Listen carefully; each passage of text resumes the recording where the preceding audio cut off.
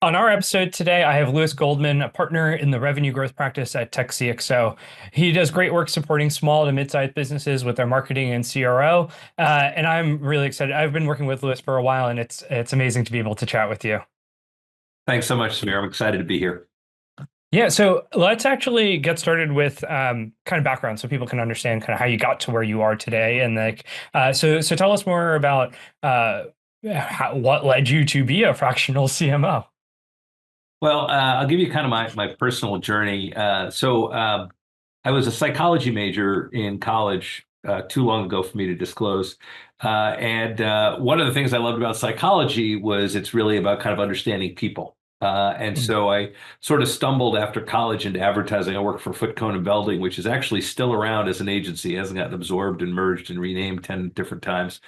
But what I loved about advertising was it really played into this idea of really understanding what makes people tick and specifically what makes people buy things. Yeah. Um, Ultimately, I moved over to the client side and worked in packaged goods and in media and was fortunate enough to kind of discover the internet early on.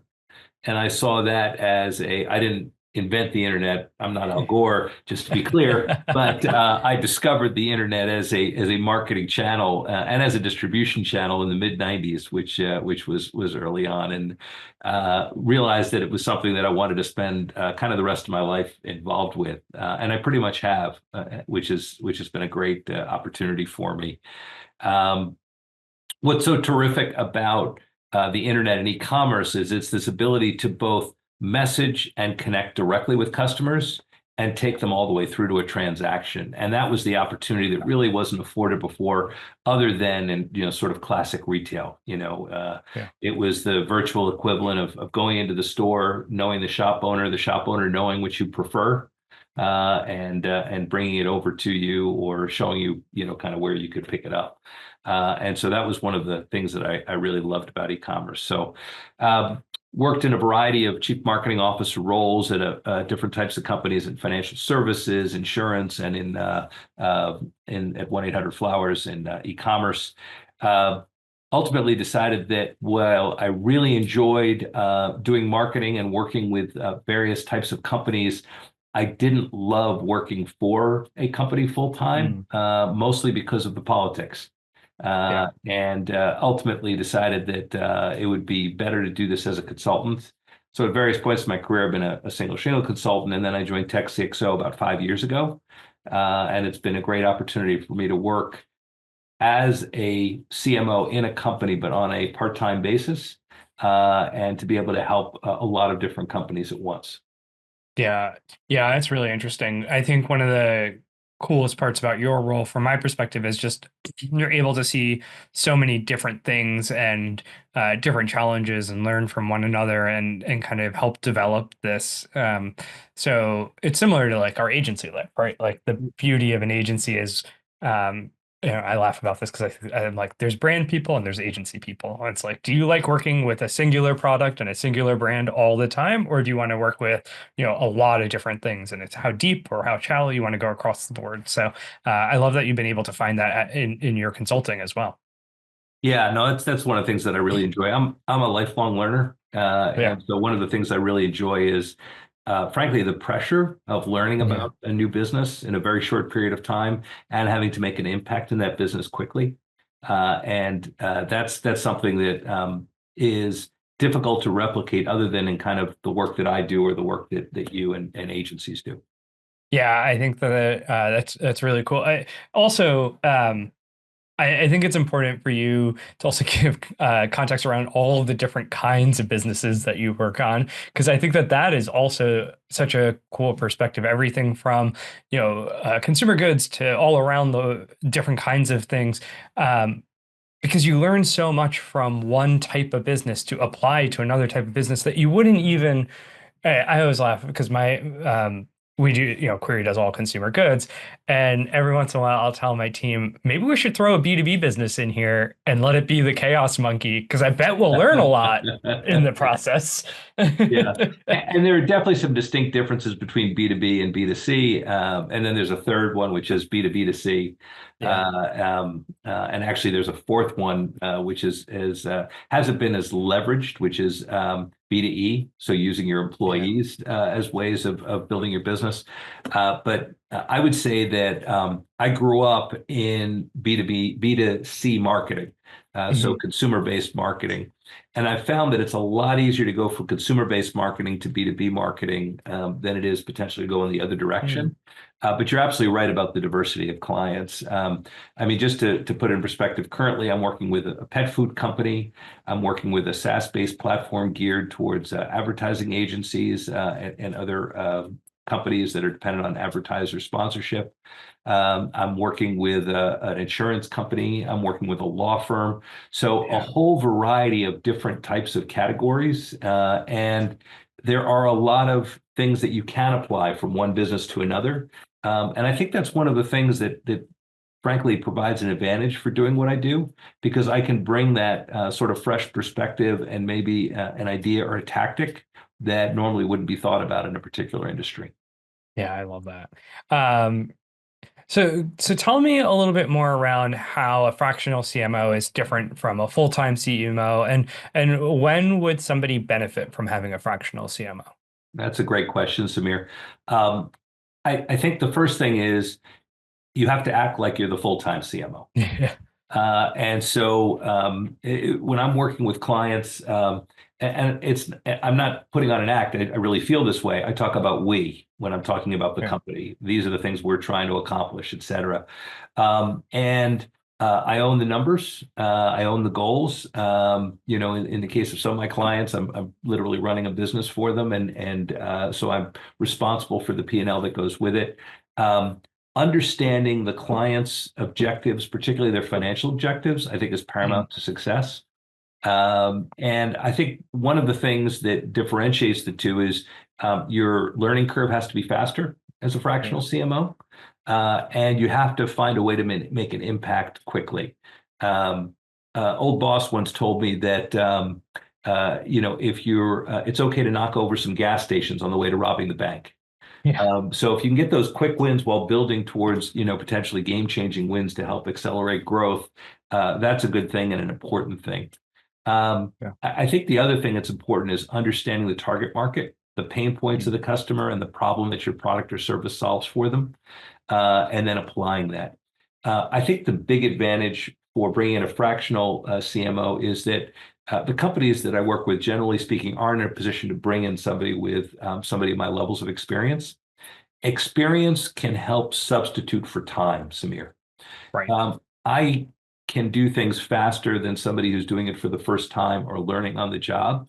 And as a result, a company using, let's say, 10 or 15 hours a week of my time, I can get done in many cases what, a 40 or 50-hour week of a more, junior and less experienced person can get done just because I know the shortcuts. I know how to kind of figure things out faster. I know how to potentially execute things quicker. It's Um, so funny you say that, Lewis, because I always tell people the to go from point A to point B is going to cost you the same amount of money. It's just, do you want to do it over 8 weeks or do you want to do it over 4 weeks? Just really just depends on where you want to, like how you want to do it. right. So yeah, I mean, I agree. I think the benefit of experience is so understated, and there's this concept. And we work in e-commerce and we work in digital marketing, and there's this idea of, oh well, it's digital marketing, it's all new. Like, why does experience matter? And then you realize, while the top line tactics and the way we do things may be new, the underlying foundational business acumen, marketing fundamentals is all the same. And how you manage and manage people and manage a business is where you're getting the benefits of experience. Yeah. No, that's absolutely true. I think there are some fundamentals that can be applied, but the tactics and technology does change. You have to stay abreast of it. Yeah. But um, what I've found is, and this is particularly true of the size and the types of companies that I work with. Um, what I can provide is sort of a framework for how to Mhm. approach growing the business. I don't even want to call it marketing. It's really, for example, I don't do marketing plans. I do go-to-market plans. Right. And Samir, the difference is a go-to-market plan is how are we going to grow this revenue at a significant rate, 20, 30, 40% a year? That might involve marketing tactics. That might involve distribution partnerships. Maybe you can work with someone to resell your product or service, or you can use influencers to create a distribution network that you might not have access to. So there's a lot of opportunities that you can build off of to build your business that aren't necessarily sort of classic advertising and other tactical marketing approaches. Yeah, I actually think the other thing about experience that gets overlooked is your perspective and point of view is so much broader. If I think one of my favorite things is when we like look at a junior marketer or someone just starting in the market, or even sometimes like new directors, right? They have this myopic view of marketing. And if something's failing, it must be marketing. It must be something I'm doing. If I just change our conversion rate a little bit, or if I change our messaging, it's going to change. And they just don't have the perspective to be like, actually, it might just be the product. It might be merchandising. It might be how we're going, like competitive pressure. And they sometimes forget to take that step back and look more broadly and holistically. So I think experience is key. Yeah, and it does have to all work together. I think one of the things that smaller companies can fall into is thinking tactics are the way to Hmm. build a business, and that's why I'm such a stickler for really understanding what are the key objectives, what are the strategies you're going to use to accomplish those objectives, and then under that, after you figure those two things out, then what tactics are you going to use? Um, I've seen too many cases where will somebody will say, "Hey, why don't we sponsor this event?" Or, Yeah. why don't we start up a PPC campaign? And not even think about, okay, well, what keywords are we going after? Where are we going to send them to? What do we want them to do? Thinking through the strategy behind that is so important, I think, to a successful marketing strategy.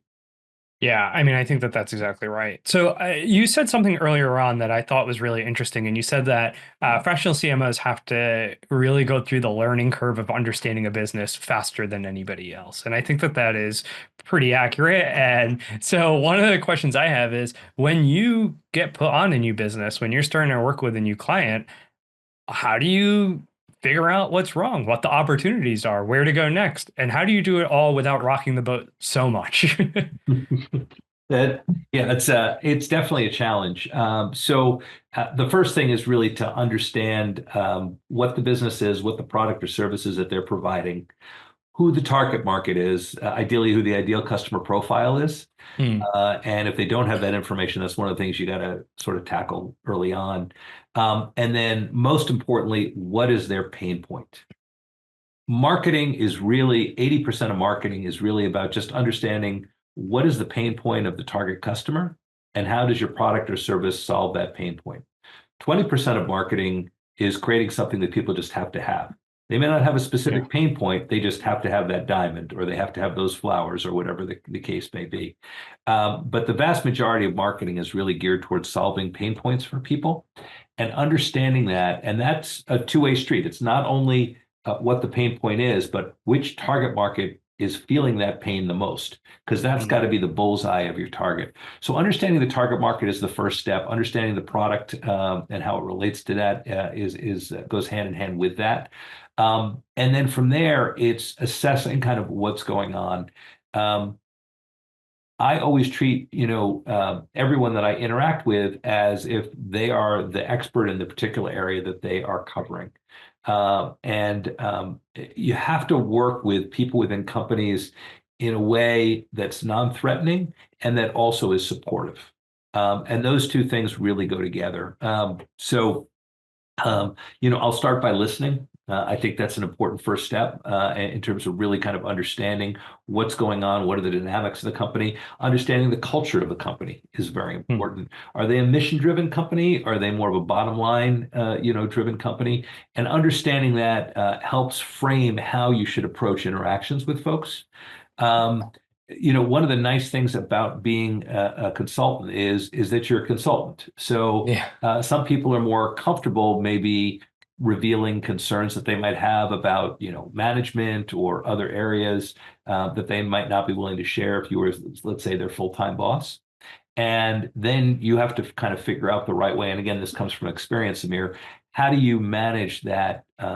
communication, and how do you manage and potentially build or mend those interactions so that the company can be more effective in terms of growing. So it goes back to that psychology background. Yeah. I've been fortunate enough to work in some very large companies and had a lot of training. I've done Myers-Briggs probably half a dozen times. I've done a bunch of different areas. I understand that people approach how they interact differently, and Yeah. understanding, what that type of person is and what's going to make them respond is important. So I might have a client that's much more analytical. So when I'm trying to express maybe a new positioning or a new creative idea, I'll put it in more analytical terms. I'll use data to support what I'm kind of Mm. going at. I might be working with somebody who maybe is more intuitive and more creatively oriented. In that case, I may give them some various options or give them some analogies on other types of creative that would be similar to the types of product or service and what we're trying to accomplish. So it's really understanding how people kind of like to interact and how they're comfortable, and helping and working within those comfort zones. Does that make sense? Yeah, that's perfect. It's really interesting. I can't help but notice the fact that you left corporate because of the politics, and yet you sound like a master of managing it internally with your clients. So I do find that pretty funny. But I think you are like, as an agency, we have to go through the same thing, right? Like, how quickly can we onboard into a new business, understand what their pain points are, and luckily our purview is very distinct, right? Like we need to understand the overall business because of how they make money and how we interact with them and what matters to them. But luckily, it's just media from our end. But it is really some of the similar things around, what matters to that client, why do they want to do what they want to do, and helping guide them through this idea of helping them figure out the answer versus telling them the answer is Yeah, like so excellent point. important, so that they feel bought in on it also. But like that means that we are able to do a good job then. But one of the things that does come to mind kind of as you're going through this, you're probably coming up with 100 ideas, and you're seeing hundreds of opportunities. But the reality of the situation is they probably brought you on as a fractional CMO because resources are limited and there is only a certain perspective around how much we can actually do. How do you figure out where to start and what's going to have the biggest impact, both for the client to trust you, but also for the business itself? Yeah. So for the client to trust me, that's that whole idea of the quick wins, knocking off the gas station on the way to the Yeah. bank. Um, Usually I'm able to identify within the first 30 days an immediate opportunity. Mm. For example, there's a client that I'm working with where it seems like their PPC, their pay per click performance is not delivering what it should be. Hmm. And just doing a really a fairly superficial dive, there were some fundamental things that could be changed: landing pages, keyword selections, et cetera. And so what I try to do is get a quick win early on, so that the client feels a comfort level, and we build sort of a level of trust. You're really talking about the issue of resources, and it varies depending on the client. Some clients have nobody in marketing. Yeah. Other clients may have a junior person or two in there. Some clients have a person who, they put into marketing, but that's not really kind of their area of expertise or interest. Understanding the strengths and weaknesses of sort of the current team, and who's available, and maximizing their strengths and helping them maybe build to address the weaknesses, as well as identifying opportunities to bring new resources in, whether that be agencies, whether that be consultants, whether that ultimately to bring in full-time hires, is part and parcel of what I need to do on the staffing standpoint. In terms of execution, the biggest challenge usually is in terms of media budget. I've yet to work with a client that had an ad on the Super Bowl. So you're usually dealing with modest budgets. But I think the myth about marketing is that you need a kind of big advertising budget to be able to grow the business. And I know it's a core thing of what Query does, but There are other ways to grow the business. I already talked about distribution opportunities that they may not be thinking about. That's one way. Social media can be an incredibly powerful way to grow your business. It's not free, but Yeah. it can be much lower cost. And if you're successful and if you do it right. And SEO is another example of a way, and a search engine optimization, a way of making your site being the first one that comes up for people who are looking for a particular product service, what we refer to as lower funnel, Yeah. lower funnel prospects. Yeah. I mean, I think one of the things that and I mean, you and I have worked together, so you've heard my team say this to you too, of is we'll help clients understand when they're over invested in media and help push money away because there is a diminishing return and there's only so much that you can do, and there are other elements of it that are, huge opportunities. Things like direct mail, I think, are really valuable, and a lot of brands are undervaluing it, and can actually help the whole business as a whole. So yeah, I love the way you think about it, both in terms of the short-term wins versus long-term building and kind of managing resourcing accordingly. Yeah. Direct mail is a great example of something that, kind of is old and has become sort of new again. Yep. It was everybody's been predicting the death of direct mail for 20 plus years. And now it's so unusual to get something physical in the mail that it's become, a lot more effective than it used to be, especially with, younger generations because they're Yeah. just not used to getting physical mail. Well, and also I think the world of storytelling is back in a big way, and catalogs do a really good job of storytelling. Yeah. Yeah. So that's awesome. Well, I do have one last question for you, and it is one that I think is unique. You are uniquely able to answer, and it's so you come in as a fractional CMO, and there's probably a CEO and a CFO and other like leadership team members. At this stage, they haven't hired a CMO, and they're kind of starting to build their trust in marketing, but aren't fully trusted in it yet because they haven't allocated the resources to it yet. How do you get them to understand the value of marketing? How do you communicate the benefits of marketing and what you're bringing to the table and what you're able to deliver on? Yeah, it's another great question, and one that I think sort of my experience helps a lot with. Mhm. Um, there's a line from Silence of the Lambs where Hannibal Lecter is talking to Agent Starling and talks about you have to understand what the person covets. What do they covet? Yeah. Understanding the perspective of the CFO, the CEO, what makes them tick and what they value, and then putting what you want to do from a marketing perspective through their lens, the way in a way that that'll resonate with them, that'll kind of fit with kind of the way they look at things, their worldview, as it were. I think is really important. I think probably my only superpower is I have this ability to analogize and be able to take sort of complex ideas and approaches and put them in terms that sort of the CEO will understand. So I'll give you a quick example.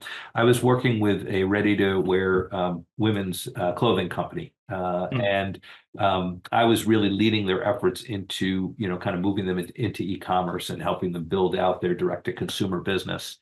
The CEO did not understand digital other than social media and didn't really understand like how are we going to sell stuff through the internet doesn't make sense to me. So what I laid out for him was thinking about his website like a store because he got Mhm. stores because he'd been selling his product in stores for 30 years.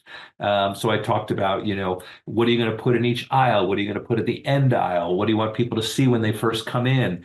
And through that, I was able to help him understand how his website should be laid out and how important it was to invest in that to create that customer experience because he knows how important the customer experience is in a store. Yeah. So that's kind of one of the approaches with the CFOs, which I love to work with CFOs because they want the business to grow. And Yeah. the only way the business could grow and the only way they don't have to cut costs is if the top line is growing. So I put things through the lens of an ROI. and okay, we're going to spend $1 today for you to get $2 tomorrow, and here's how we're going to be able to do it. And kind of laying out that story and explaining that story to them makes them very supportive of kind of my efforts. So that's really kind of been the approach that I've taken working with the different departments and companies. I love that because I agree with you. I think talking to CFOs is fun because as long as you can talk their language and help them understand marketing as well through the process, they're always open to the idea of, okay, I'm excited to invest in this, but you better show me a return, right? Like you better show me the return. And that's all well and good. The CEOs are always really interesting because I've experienced in my time is there's two types of CEOs. There's the CEOs that are very practical and pragmatic and look at it as like a resourcing conversation and they'll sometimes ask like, okay, are we doing this? Should we be investing that in R&D instead or in people instead? And like I love those. But then every once in a while you get a CEO that is like, I just want big ideas. Just give me big ideas. And I always find those to actually be more dangerous because Yeah.